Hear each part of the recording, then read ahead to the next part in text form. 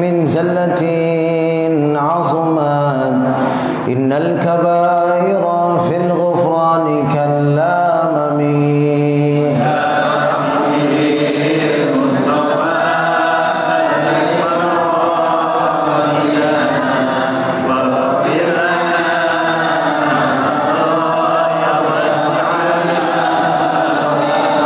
محمد سيد الكونين والثقلين والفريقين من عرب ومن عجم يا رب بالمصطفى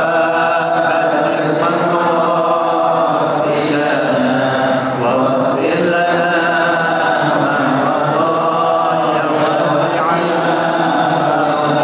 اللهم صل وسلم وبارك عليه وعلى آله. Bismillahirrahmanirrahim. Assalamualaikum warahmatullahi wabarakatuh. Alhamdulillahilladzi bi ni'matihi tatimmus shalihat. Wassalatu wassalamu ala sayyidis sadat sayyidina wa maulana Muhammadin wa ala alihi wa sahbihi ajma'in, amma ba'd. Qala Allah subhanahu wa ta'ala fil Qur'anil Karim, a'udzu billahi minasy syaithanir rajim. Bismillahirrahmanirrahim. Qul hal yastawi alladhina ya'lamun wal ladhina la ya'lamun innama yatadhakkaru ulul albab. Shadaqallahu maulana al-azim. Hadirin dan hadirat jamaah Masjid Jami' At-Taufiq yang insyaallah kita semua selalu dalam rahmat dan maghfirah Allah subhanahu wa ta'ala. Alhamdulillah, kita bersyukur kepada Allah atas berbagai nikmat yang Allah limpah curahkan pada kita. Wabil khusus nikmat iman dan nikmat Islam. Mudah-mudahan dengan iman dan Islam Allah bahagiakan, Allah selamatkan hidup kita, keluarga kita, anak-anak keturunan kita dunia dan akhirat. Mudah-mudahan dengan iman dan Islam kelak Allah anugerahkan pada kita husnul khatimah, dan mudah-mudahan dengan iman dan Islam kelak Allah pertemukan kita dengan kekasih hati kita Nabi besar Muhammad sallallahu alaihi wasallam, meraih syafaat beliau, berkumpul bersama orang-orang yang saleh di dalam surganya Allah subhanahu wa ta'ala. Amin, amin, amin ya Allah ya Rabbal alamin. Jamaah rahimakumullah, alhamdulillah kita kembali hadir di majlis Al-Quranul Karim, pembimbing terbaik kehidupan kita dunia dan akhirat, sahabat yang paling setia, yang tidak ada banding kesetiaannya di dunia dan di akhirat, pembimbing yang membawa kita menuju kebahagiaan dunia dan akhirat. Kita telah berada di dalam surga yang tertinggi di sisi Allah subhanahu wa ta'ala. Inilah Al-Quranul Karim. Pada pertemuan yang lalu kita sudah membahas tafsir surah Al-Baqarah ayat 26, di mana Allah mengambil perumpamaan seekor nyamuk yang kelihatannya remeh, tetapi ternyata banyak sekali keajaiban-keajaiban yang Allah letakkan di dalam tubuh seekor nyamuk tersebut. Ada di situ berbagai peralatan yang mengalahkan kecanggihan-kecanggihan peralatan yang kita kenal di dunia manusia saat ini. Karena itu pada waktu itu kita merasakan bahwa keajaiban Allah ada di mana-mana. Namun ternyata kata Allah, yang bisa merasakan keajaiban itu dari Allah hanya orang-orang yang beriman. Ada orang sebelum sakit jauh dari Allah, begitu sakit dekat dengan Allah. Begitu sehat, jauh lagi dari Allah. Nah, ini adalah orang-orang yang tidak bisa mengambil pelajaran dan melihat keajaiban pada kehidupan di sekitarnya. Jamaah rahimakumullah, kita akan lanjutkan tafsir surah Al-Baqarah ayat 27. Namun sebelum itu, saya ingin menyampaikan bahwa rangkaian ini di dalam kitab tafsir Ibnu Katsir disebutkan merupakan jawaban Allah terhadap komentar orang munafik. Komentar orang munafik. Jadi dalam surah Al-Baqarah ini, kalau kita runut lagi dari awal, maka alurnya itu pada ayat-ayat pertama Allah menegaskan Al-Quran pembimbing terbaik, hudal lil muttaqin. Al-Quran itu pembimbing terbaik, enggak ada pembimbing terbaik selain Al-Quran. Kemudian setelah itu Allah memberi kita 3 pilihan. Manusia ini punya 3 pilihan hidup. Pertama, jadi orang soleh, muttaqun. Kedua, jadi orang kafir. Ketiga, jadi orang munafik. Jadi di dunia ini model orang ada berapa, Pak? Cuma ada 3. Cuma ada 3 modelnya. Kalau enggak soleh, kafir, terus munafik. Na'udzubillahi min dzalik. Kalau pilihannya ada 3, maka balasannya cuma 2, surga dan neraka. Ini kalau saya bahasakan Al-Baqarah ini dari ayat 1 sampai ayat yang kita tafsirkan dan seterusnya, saya kok merasa kalau ini bukan tafsir. Kalau kata Syekh Mutawalli Asy-Sya'rawi, ini namanya khawatir imaniyah, ya, atau khawatir Qur'aniyah. Saya kok menangkap bahwa ini adalah peta kehidupan yang Allah berikan kepada kita. Peta kehidupan agar kita bisa merencanakan hidup kita. Hadirin sekalian, Allah bilang cuma 3 kelompok manusia, silakan pilih. Balasannya cuma 2, kalau enggak surga, neraka, silakan pilih. Kan begitu.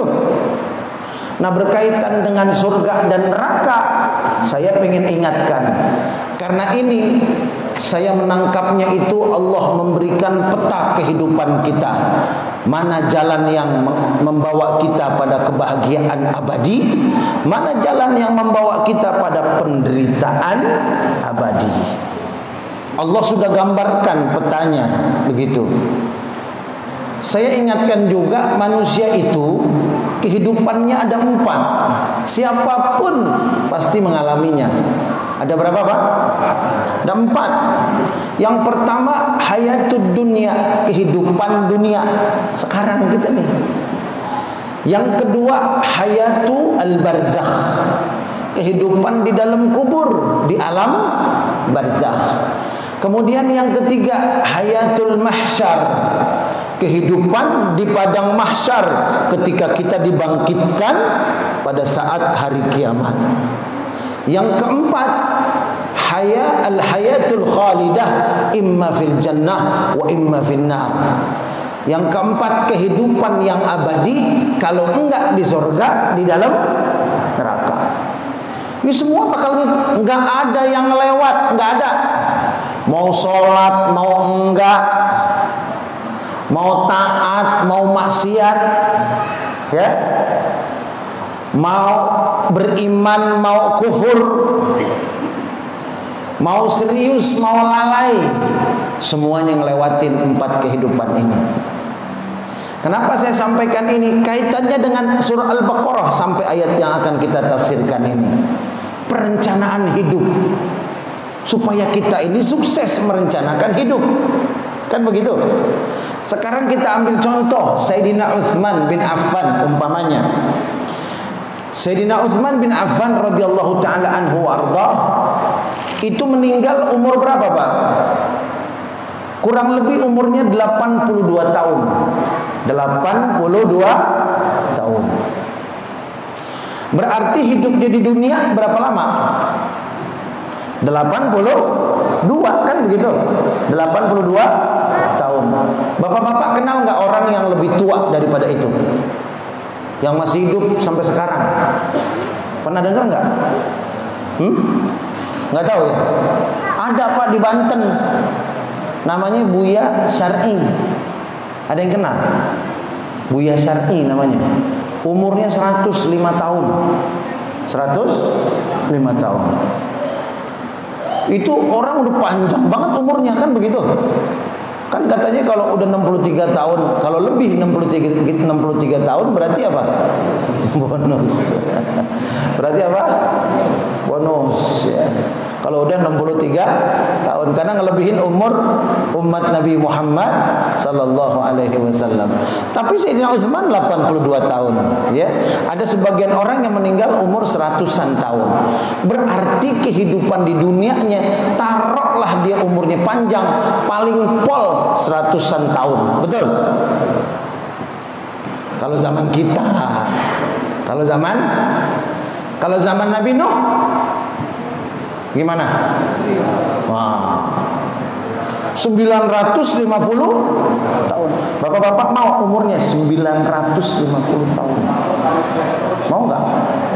Mau nggak? Kan berdoanya, ya Allah, panjangin umur saya ya Allah. Dikasih sama Allah 950 tahun. Mau nggak? Hah? Ogah jadi gitu ya? Ogah. Kenapa? Ulang tahunnya susah. Banyak yang lilin sama kue. 950 kan begitu. Lagi pakai ulang tahun. Hadirin, taruhlah kayak zaman Nabi Nuh 950 tahun kehidupan di dunia. Nabi Nuh sampai sekarang di mana sekarang adanya Nabi Nuh? Di mana Nabi Nuh? Di mana? Dikubur kan? Di kuburan kan? Berarti kehidupan dunianya udah selesai.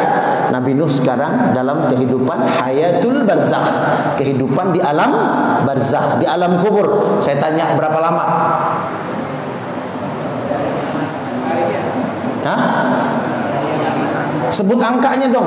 Tadi kan saya sebut angka 950 tahun. Berapa lama hayatul barzakh, kehidupan Nabi Nuh di dalam kubur, berapa lama kira-kira? Masya Allah, luar biasa ya. Jangankan Nabi Nuh, Nabi Musa aja ada yang bilang 2000 sebelum Masehi, 3000 sebelum Masehi, nggak tahu 3000 tahun sebelum Masehi. Apalagi Nabi Nuh. Kan begitu. Dibandingkan dengan kehidupan dunia, lama mana dengan kehidupan dalam kubur? Padahal Nabi Nuh 959,5 abad. Ternyata di dalam kuburnya ribuan tahun, hadirin sekalian. Sayyidina Utsman meninggal 82 tahun. Di dalam kuburnya sekarang udah berapa tahun nih? Berapa tahun kira-kira? Ya hitung aja tahun kita sekarang, gampang kan? 1444 tahun kan begitu. Waktu hidup di dunia berapa tahun? 82 tahun. Lamaan mana? Lamaan dunia apa kubur? Di kubur kita hidup nggak sih? Hidup nggak di kubur? Disebutnya aja hayatul barzakh, kehidupan di alam barzakh. Hidup, buktinya hidup gimana? Kita bisa dengar sepatu, sendal yang nganter kita kan dalam hadis Bukhari, ya kan begitu kan? Kita bisa dengar ada orang ziarah, kita bisa dengar omongannya kan begitu. Ya. Kemudian dalam hadis lain bisa ngedoain, Rabbana la tumithum hatta hadaitahum kama hadaitana. Kan begitu. Orang mati bisa ngedoain orang yang masih hidup. Ya, ditanya sama munkar nakir, kalau mati mana bisa jawab. Berarti hidup nggak di dalam kubur? Hidup. Ada temannya, kalau taat di dunianya, cukup bekalnya, rajin ngumpulin bekal kayak bapak-bapak begini. Bapak-bapak saya tanya, repot nggak? Repot nggak bapak-bapak? Nggak repot. Lah, Emang gak ada kerjaan apa? Apalagi ibu-ibu, saya tanya, ibu-ibu repot nggak? Repot. Yang nyapu saya, katanya. Yang ngepel saya. Bapak-bapak jangan jawab. Yang belanja saya, yang masak saya, yang beranak saya. Ibu-ibu kan? Nah. Tapi hebat kalau bisa hadir di majelis taklim. Betul nggak? Nah. Bapak-bapak juga repot nggak? Mikirin nyari duit, betul? Ya kan? Walaupun udah pensiun, ada aja pikiran, betul? Ya, ngurusin inilah, ngurusin ono lah, kontrakan lah yang 200 pintu, tanah yang 11 hektar, kan begitu? Rumah di mana-mana ada 70, kan mesti diurusin. Amin, gitu nggak Pak? Amin, gitu ya. Pengen mau punya kontrakan? Ya iya gitu hadirin. Tapi hebat bisa hadir di majelis taklim. Kenapa? Karena kita serius ngumpulin bekal buat kita bahagia nanti. Karena kita udah diajarin rencanakan hidupmu. Rencanakan hidupmu. Ini yang saya tangkap dari pesan surah Al-Baqarah dari awal sampai akhir. Sampai sini nih ayat 27 dan seterusnya. Rencanakan hidupmu kata Allah. Kamu hidup 82 tahun di dunia, nanti efeknya itu kamu hidup di kuburnya bagaimana? Itu gara-gara yang di dunia ini. Masa dibilang cerdas gara-gara yang lebih sebentar, yang lebih lama jadi rusak. Cerdas nggak orang begitu?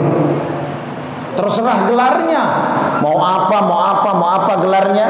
Kalau dia cuma ngurusin kesuksesan dunia, lupa dengan yang tiga ini nih, maka perencanaan hidup dia bukan perencanaan kehidupan yang sukses, bukan. Kalaupun sukses, sukses jangka pendek begitu. Cuman seumurnya di dunia. Di kuburan lebih lama lagi, ya enggak? Nanti di padang mahsyar berapa lama? 50.000 sana, 50.000 tahun. Tuh.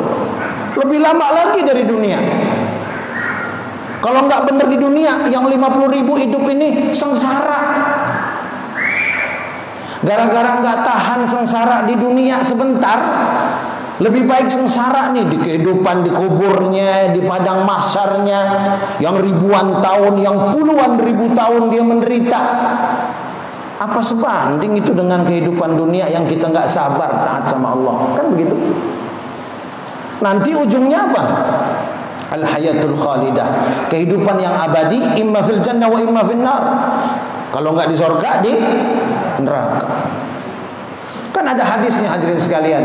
Ini hadis ini benar-benar perlu kita ingat ya. Jadi ada dalam hadis itu dikatakan Allah suruh ambil satu orang, ya, ambil satu orang sini.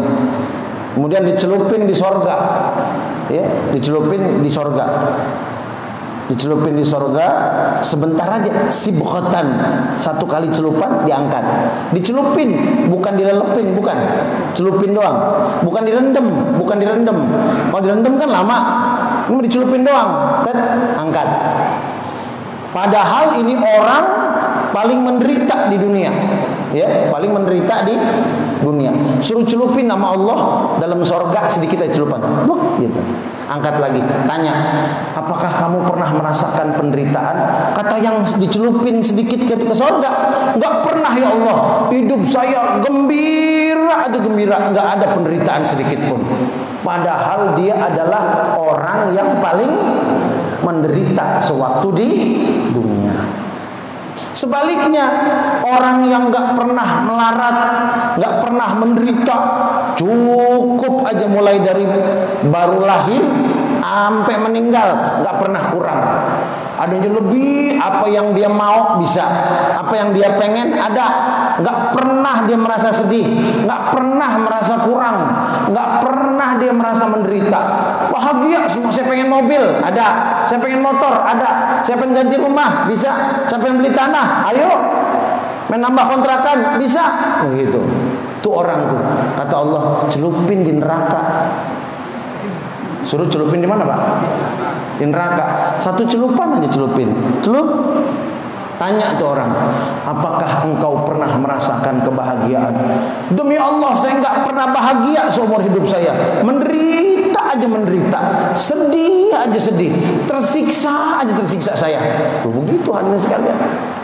Hilang jadi itu kebahagiaan dunia yang sebentar itu hilang, dicelupin sedikit ini baru dicelupin. Nah kalau direndam bagaimana? Betul nggak Pak? Coba. Makanya saya mengajak dengan tafsir ini, ayo kita rencanakan kehidupan kita yang sukses di dunia dan juga di 3 kehidupan berikutnya. Insya Allah. Begitu hadirin sekalian. Jangan gara-gara yang sedikit 3 kehidupan kita ini nanti akan sengsara. Masya Allah.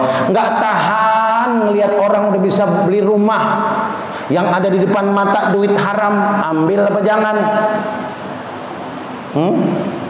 Ambil apa jangan? Wah, ini kayaknya berat juga nih. Ada duit umpamanya 1 miliar haram, kemudian ada duit 10 juta halal, mana yang diambil?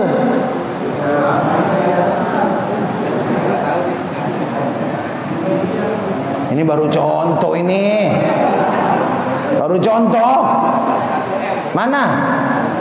1 miliar haram apa 10 juta halal? Kalau tergantung perencanaan, kan?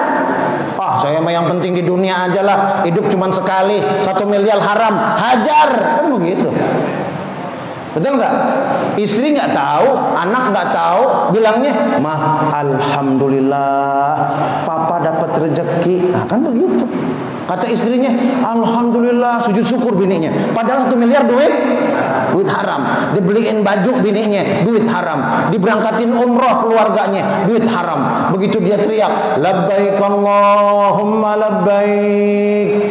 Kata malaikat, "Kok ini orang baunya beda ini?" Ya? Ada yang jawab, "La labbaika wala sa'daik." Enggak ada, ente bohong, labbaiknya bohong, begitu. Mat'amuka haram wa malbasuka haram. Makananmu haram, pakaianmu haram, duitmu haram, semuanya haram, begitu. Na'udzubillah min dzalik.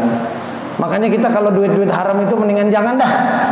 Ya, sabar sebentar, ntar bahagianya Pak. Nah, makanya yang kaya jangan lupa Allah, jangan lupa surga. Yang miskin jangan putus asa kejar surga. Caranya gimana? Ini salah satunya nih, duduk di majelis taklim. Masya Allah hadirin. Saya terus terang paling suka nih ngebahas awal-awal surat Al-Baqarah, karena saya diingetin terus begitu. Ya, perencanaan hidup. Nanti anak-anak kita ajarin juga nih perencanaan hidupnya. Ya, jangan sampai cuman sukses dunia. Yang paling bahaya sekarang orang hidup nggak tahu tujuan hidupnya. Bapak-bapak saya tanya, apa tujuan hidup bapak-bapak? Apa Pak? Bahagia dunia akhirat. Salah. Apalagi? Punya istri. Wah, 4. Saya cuma bilang punya istri, ditambahin 4. Maksud saya yang belum nikah pengen punya istri begitu. Bapak-bapak tahu nggak orang barat ya, orang barat yang udah sepuh-sepuh, saya suka baca begitu. Mereka itu punya tujuan hidup, ya. The goal of my life, tujuan hidupku. Saya kaget membacanya. Ternyata dari sekian banyak yang saya baca, rata-rata tuh saya bisa travel around the world. Saya bisa jalan-jalan keliling dunia. Itu tujuan hidup saya. Saya bisa punya tabungan yang membuat masa tua saya bahagia. Tabungan yang bikin masa tua dia bahagia. Begitu doang udah tujuan hidupnya. Nah, orang beriman tujuan hidupnya apa? Tergantung perencanaan hidup kita. Kalau orang Islam tujuan hidupnya apa? A'udzubillahi minasyaitonirrajim. Wa ma khalaqtul jinna wal insa illa liya'budun. Di Quran udah diajarin, tidaklah aku ciptakan jin dan manusia kecuali untuk ibadah. Jadi kalau bapak-bapak saya tanya, saudara-saudara yang tua, yang muda, anak-anak, ya, kalau saya tanya apa tujuan hidup kita, jawabannya apa? Ibadah. Apa tujuan hidupnya? Nah, begitu, ajarin. Nih yang kecil nih, Cil. Apa tujuan hidupnya? Tuh, begitu cakep. Kalau anak-anak tujuan hidupnya udah jelas buat ibadah, saya jamin hilang tawuran. Bener apa enggak? Bener apa enggak? Saya sering lewat keluar rumah saya ya, ada taklim gitu subuh. Saya berangkat 3:30 dari rumah, lewat terminal. Ada anak-anak kecil bawa celurit. Celurit sama dia, gedean celuritnya. Celuritnya tinggi banget, anaknya kuntet. Saya sedih ngeliat, ya Allah, ini anak ini gak jelas dia tujuan hidupnya. Di sekolahnya gak dikasih tahu tujuan hidupnya. Di sekolahnya cuma dikasih tahu matematika 2 tambah 2 4, 3 tambah 3 6, selesai. Kurang nilai, remedi. Begitu doang yang ada di otaknya. Harusnya sekolah-sekolah tuh nanemin tujuan hidup kalian ibadah, tujuan hidup kalian ibadah. Di SD tujuan hidup kalian ibadah, SMP tujuan hidup kalian ibadah, SMA tujuan hidup kalian ibadah, kuliah tujuan hidup kalian ibadah. Aman semuanya. Cuman saya sedihnya kan enggak begitu. Betul nggak Pak? Nah makanya kalau sekolah belum ngasih begitu, kita di keluarga deh kita tanemin tujuan ibadah kita, tujuan hidup kita adalah ibadah. Tes anak-anak kita, udah tahu belum tujuan hidup dia? Yang kecil ajarin dari SMP, dari SD, dari TK ajarin. Yang tujuan hidup kamu ibadah. Apa tujuan hidup kamu? Ibadah ya. Udah gede, tujuan hidup kamu apa? Ibadah. Dia udah nanti mikir kerja. Apa tujuan hidup kamu? Ibadah. Beda kerjanya. Kerja rajin, ibadah rajin. Kan begitu jadinya. Betul? Masya Allah hadirin ya, luar biasa ini. Jadi saya ajak kita semua untuk sama-sama kita merencanakan kehidupan yang sukses dunia dan akhirat. Dunia hanya 1 episode, sedangkan akhirat ada 3. Dunia hitungannya ratusan tahun, sedangkan akhirat hitungannya tidak terbatas. Orang yang cerdas dia rencanakan, dengan waktu yang sedikit yang Allah berikan, saya harus meraih kebahagiaan yang tidak terbatas. Makanya sabar. Kita prinsipnya biar banyak asal halal. Setuju? Biar apa? Biar banyak asal. Iya begitu dah. Alhamdulillah. Baik. Nah sekarang di sini disebutkan ya, hadirin sekalian, ayat ke-27-nya, alladzina yanquduna ahdallah min ba'di mitsaqih wa yaqta'una ma amara Allah bihi ay yusala wa yufsiduna fil ard ulaika humul khasirun.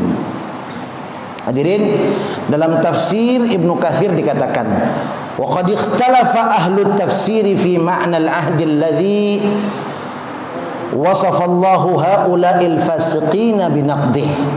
Para ahli tafsir berbeda-beda tentang makna al-ahdu, perjanjian yang Allah beri sifat kepada orang-orang fasik yang suka melanggarnya.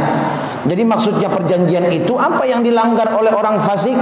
Huwa wasiyatullahi ila khalqihi wa amruhu iyyahum bima amarahum bihi min ta'atihi, yaitu wasiat Allah kepada makhluknya manusia, perintahnya untuk selalu mentaatinya, wa nahyihi iyyahum, dan juga larangan-larangannya kepada mereka, amma nahahum anhu min maksiyatihi fi kutubih wa ala lisani rusulih, yaitu larangan dan perintah Allah menjauhi kemaksiatan kepada Allah yang Allah berikan ketetapannya di dalam kitab-kitab sucinya dan juga melalui lisan para rasulnya. Wa naqduhum dzalik huwa tarkuhum al-amal bih. Dan maksudnya yang kuduna ahdallah, maksudnya membatalkan, melanggar perjanjian mereka dengan Allah, yaitu meninggalkan perintah dan larangannya. Jadi hadirin, salah satu rangkaian penjelasan Allah tentang orang munafik itu cirinya kalau janji apa? Kalau janji ingkar. Kalau janji ingkar. Nah, ternyata janji ingkar itu bukan hanya nanti saya ketemu ya sama kamu ya di sana atau enggak, bukan begitu doang. Kita ucapin asyhadu an la ilaha illallah wa asyhadu anna muhammadan rasulullah. Itu janji. Janji setia bahwa tidak ada yang patut disembah, tidak ada yang patut ditaati kecuali Allah. Janji itu. Begitu Allahu akbar, Allahu akbar. Nah, janji kan? Nah, cuman ya Allahu akbarnya saya sambung nih. As-salatu khairum minan naum. Nah, ini nih. Hah? Gimana? Bangun apa pules? Hah? Saya mau sampaikan, rumah semewah apapun, kalau masih ada di dalamnya yang subuhnya kesiangan, sudah balik, tuh rumah masih ada musibah.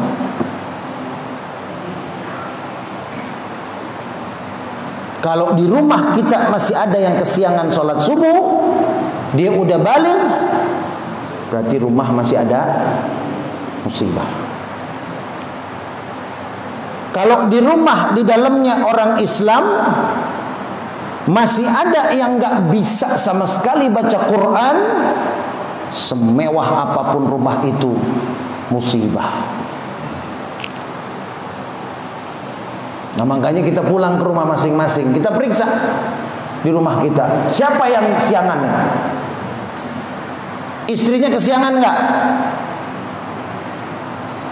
Siangan nggak, Pak? Enggak. Alhamdulillah. Bapaknya? Bapaknya ya begitu dah. Wah, bapaknya malah kesiangan.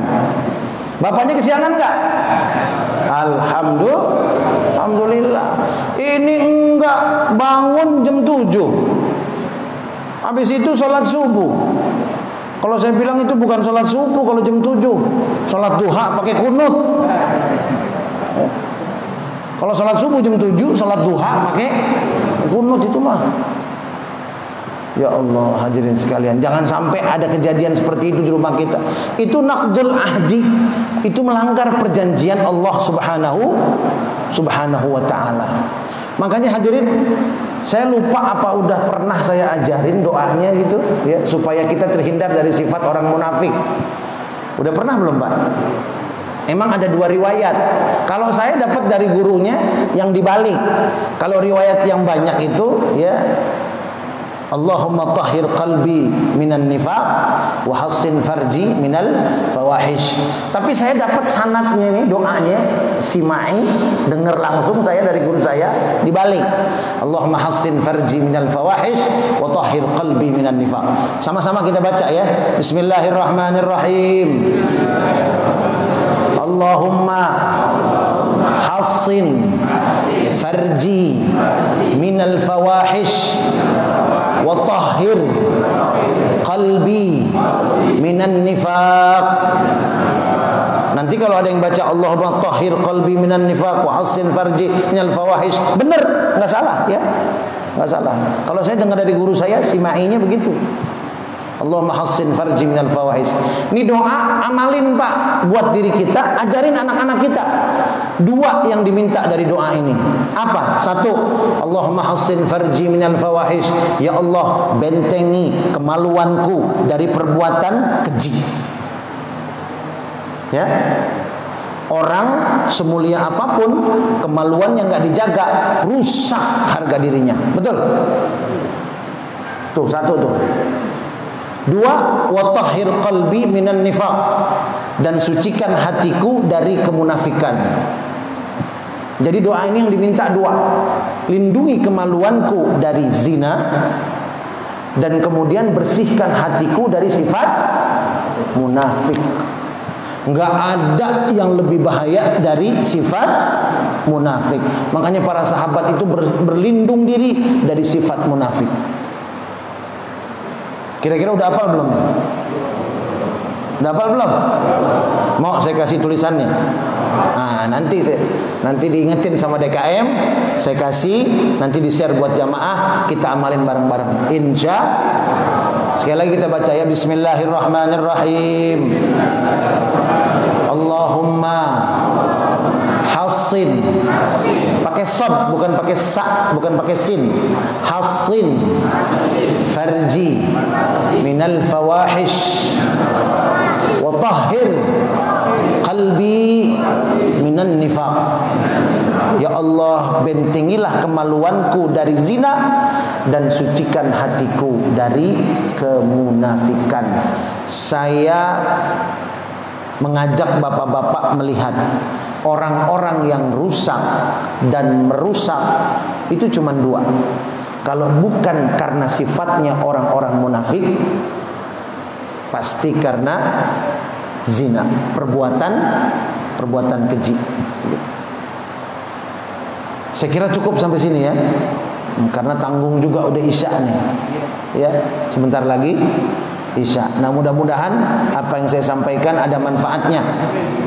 Dan intinya tafsir kita malam hari ini mengajak kita untuk membuat perencanaan hidup yang sukses dunia dan akhirat. Banyak problematika keluarga itu karena penyakitnya ya ini dia tadi tuh. Perencanaan hidupnya itu hanya sesaat. Perencanaan hidupnya hanya di dunia saja.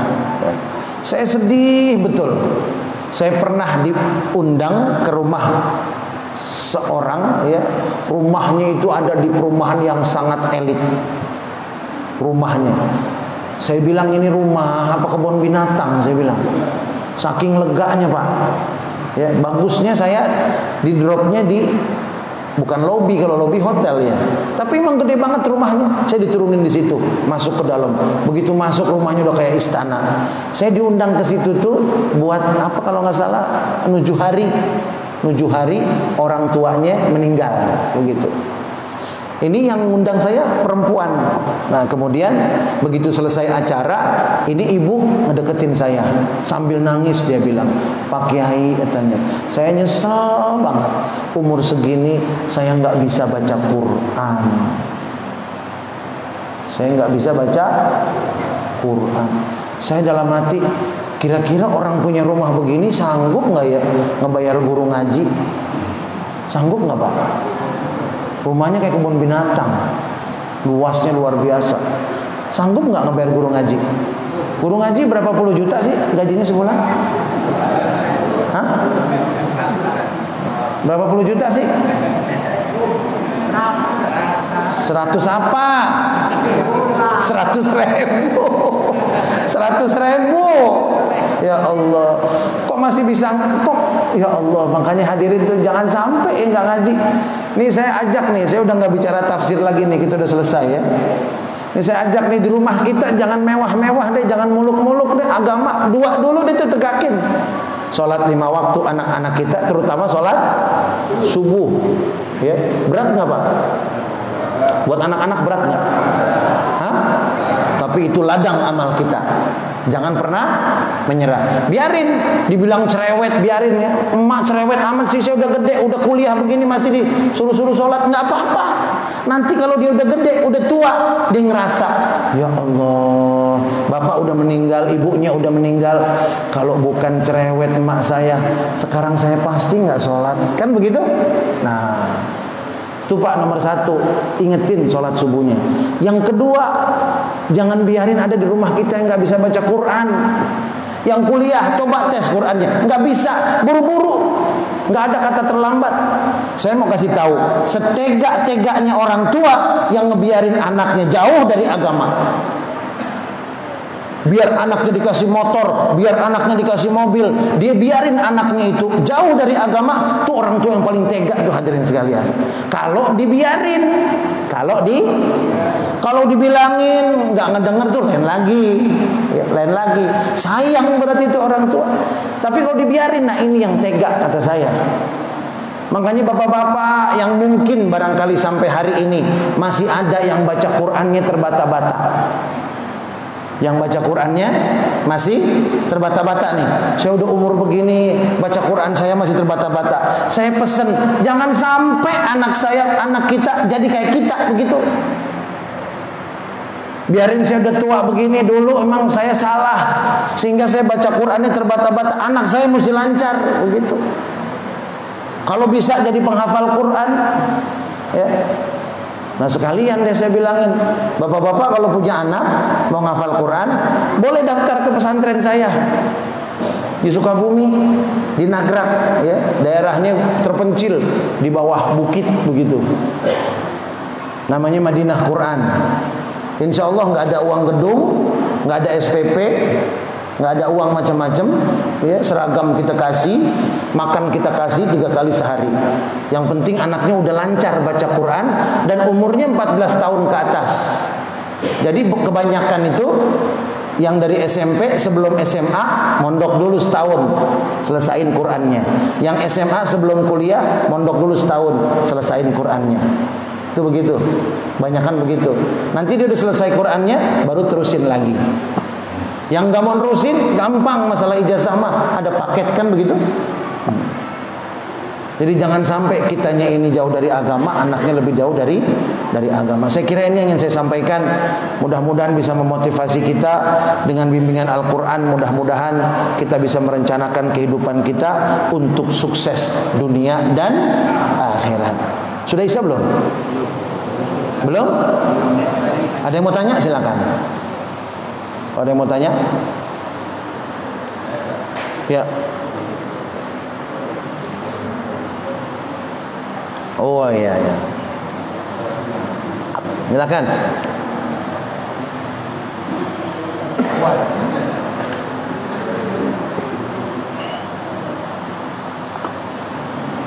Assalamualaikum warahmatullahi wabarakatuh. Waalaikumsalam. Langsung aja kembali yang masalah tadi, jika ada di keluarga kita itu ataupun anggota keluarga kita yang subuhnya kesiangan, itu pasti ada musibah. Tapi musibah itu maksudnya kontennya dalam apa? Ya. Salah satu doa Nabi apa? Wala taj'al musibatana fi dinina. Janganlah kau jadikan musibah kami menimpa agama kami. Nah gitu. Janganlah kau jadikan musibah kami menimpa agama kami. Jadi gempa bumi menimpa apa kita? Menimpa harta kita kan gitu ya. Nah kalau musibah yang menimpa agama contohnya apa? Ya sholat subuhnya masih kesiangan. Dalam hadis-hadis dikatakan athqalus shalah 'alal munafik, salat yang paling berat bagi orang munafik yaitu salat subuh.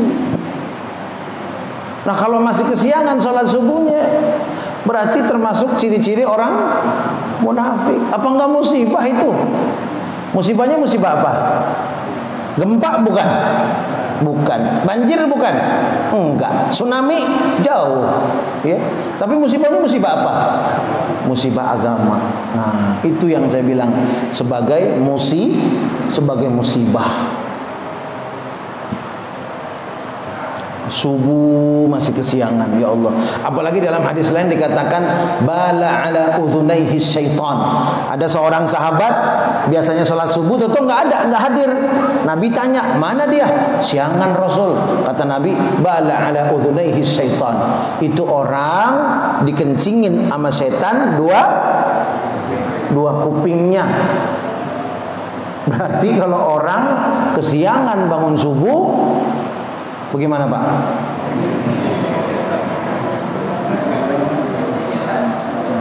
Kupingnya dikencingin siapa? Pesing nggak kira-kira? Hah? Bau pesingnya lain, ya. Bau pesingnya lain. Pesingnya itu di roh, di jiwanya, bukan di fisiknya. Jadi Masya Allah. Berarti kalau sering kesiangan dikencingin setan mulu itu tiap malam. Ya Allah, mau kuping kita dikencingin setan? Kalau kesiangan sekali gimana? Decingin setan sekali, tapi besoknya enggak, ya enggak apa-apa. Tapi kalau tiap hari kesiangan, Masya Allah, jangan sampai hadirin ya. Jelas ya? Jadi musibahnya musibah apa Pak? Musibah agama. Yang belum bisa baca Quran di keluarga kita, musibah. Musibahnya musibah apa? Agama. Karena itu yang paling penting, sholat sama Quran. Ya mudah-mudahan rumah kita enggak ada musibahnya. Amin ya rabbal alamin. Bismillahirrahmanirrahim. Alhamdulillahirabbil alamin. Allahumma salli ala sayyidina Muhammad wa ala ali sayyidina Muhammad. Allahumma la tada' lana fi majlisina hadza dhanban illa ghafarta. Ya Allah ya Rabbana, ampuni dosa-dosa kami yang hadir di majlis ini ya Allah. Wala aiban illa satarta. Tutup aib kami dunia dan akhirat. Wala maridan illa syafaita. Yang sakit sembuhkan ya Allah. Wala dainan illa qadaita. Yang masih berhutang mampukan untuk melunasi hutang-hutangnya. Wala hajatan min hawaijid dunya wal akhirah illa qadaitaha wa yassartaha ya Allah ya rabbal alamin. Yang memiliki rencana, mudahkan urusannya untuk kemaslahatannya dunia dan akhirat. Rabbana hab lana min azwajina wa dhurriyyatina qurrata a'yun waj'alna lil muttaqina imama. Ya Allah ya Rabb, anugerahkan pada kami pasangan hidup kami, anak-anak keturunan kami, jadikan mereka semua penyejuk mata kami, dan jadikan kami pemimpin orang-orang yang bertakwa. Rabbana ighfir lana wa liwalidayna warhamhuma kama rabbayana shighara. Rabbana atina fid dunya hasanah wa fil akhirati hasanah wa qina adzaban nar. Wa sallallahu ala sayyidina wa maulana Muhammadin wa ala alihi wa sahbihi wa sallam. Walhamdulillahi rabbil alamin. Subhanakallahumma wa bihamdika asyhadu an la ilaha illa anta astaghfiruka wa atubu ilaik.